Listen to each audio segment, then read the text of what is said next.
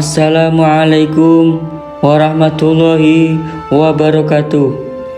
Hai sahabat, hati-hati, amalan kita dapat terhapus tanpa kita sadari.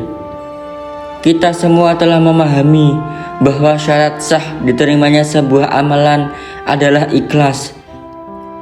Ikhlas yaitu memurnikan maksud dan tujuan beribadah hanya karena Allah dan hanya untuk Allah. Namun, usaha kita sebagai seorang mukmin tidak berhenti sampai di situ.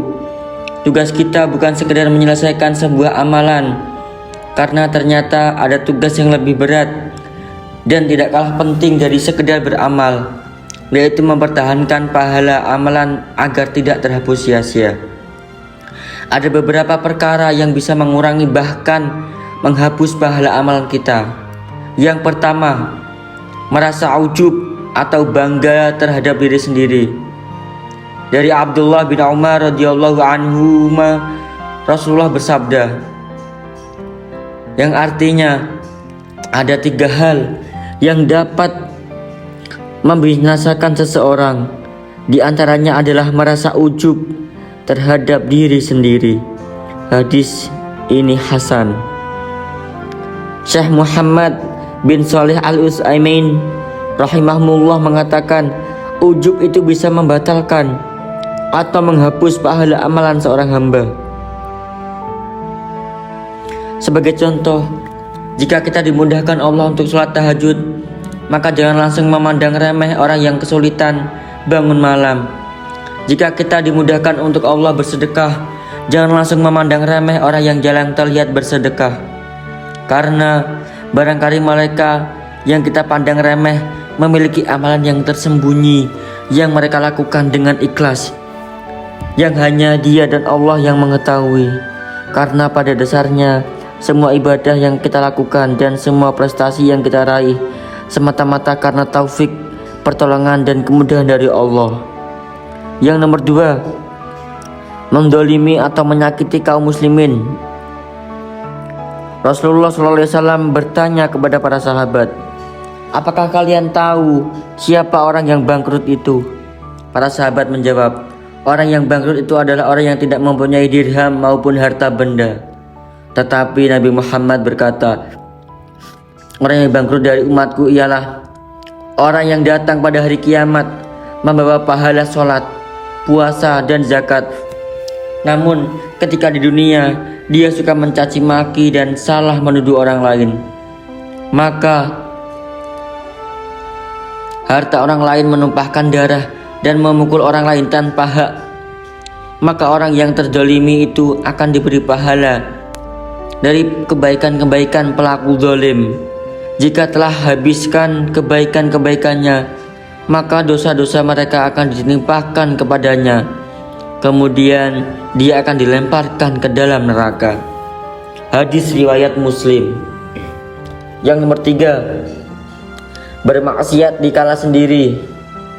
Dari Sauban radhiyallahu anhu, Nabi Muhammad bersabda, yang artinya, sungguh saya telah mengetahui bahwa ada suatu kaum dari umatku yang datang pada hari kiamat dengan membawa kebaikan sebesar gunung Tihamah yang putih. Lantas Allah menjadikannya sia-sia, tidak tersisa sedikit pun. Sauban berkata, wahai Rasulullah, sebutkanlah ciri-ciri mereka kepada kami dan jelaskan tentang mereka kepada kami, supaya kami tidak menjadi seperti mereka sementara kami tidak mengetahuinya. Beliau bersabda, sesungguhnya mereka adalah saudara-saudara kalian dan dari golongan kalian.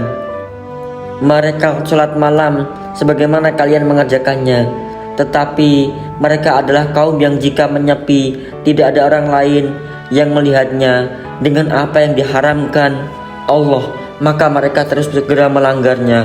Hadis riwayat Ibnu Majah.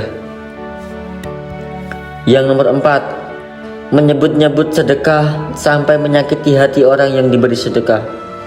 Allah Subhanahu wa Ta'ala berfirman dalam surat Al-Baqarah, yang artinya, wahai orang-orang yang beriman, janganlah kamu merusak sedekahmu dengan menyebut-nyebutnya dan menyakiti perasaan penerima. seperti yang menginfakkan hartanya karena riya atau pamer kepada manusia, dan dia tidak beriman kepada Allah dan hari akhir. Saking pentingnya menjaga perasaan orang lain yang menerima sedekah, sampai-sampai Islam memberikan keutamaan lebih bagi orang yang bersedekah secara diam-diam. Yang nomor 5, meremehkan seseorang mukmin yang berdosa. Di antara perkara yang dapat mengurangi bahkan menghapus pahala amalan selanjutnya adalah meremehkan seseorang mukmin yang berdosa dan mengatakan bahwa orang seperti fulan ini tidak mungkin diampuni Allah dengan menyebut individu orang tersebut. Dari Jundub bin Abdullah Al-Bajali bahwa Rasulullah bersabda, pada suatu ketika ada seorang yang berkata, "Demi Allah, sesungguhnya Allah tidak akan mengampuni si fulan." Sementara Allah berfirman, "Siapa yang bersumpah dengan kesombongannya atas namaku bahwasanya aku tidak mengampuni si fulan, ketahuilah, sesungguhnya aku telah mengampuni si fulan dan telah memutuskan amal perbuatanmu." Kurang lebih begitulah sabda Rasulullah. Para ulama menjelaskan tidak boleh seseorang merasa soleh mengatakan kepada saudaranya dengan menyebutkan individu orang tersebut bahwa orang seperti fulan sudah pasti masuk neraka. Yang nomor 6, menyekutukan Allah. Allah berfirman yang artinya, dan sesungguhnya telah diwahyukan kepadamu dan kepada nabi-nabi yang sebelummu, jika kamu berbuat syirik, niscaya akan terhapuslah amalmu, dan tentulah kamu termasuk orang-orang yang merugi. Quran Surat Az-Zumar ayat 65.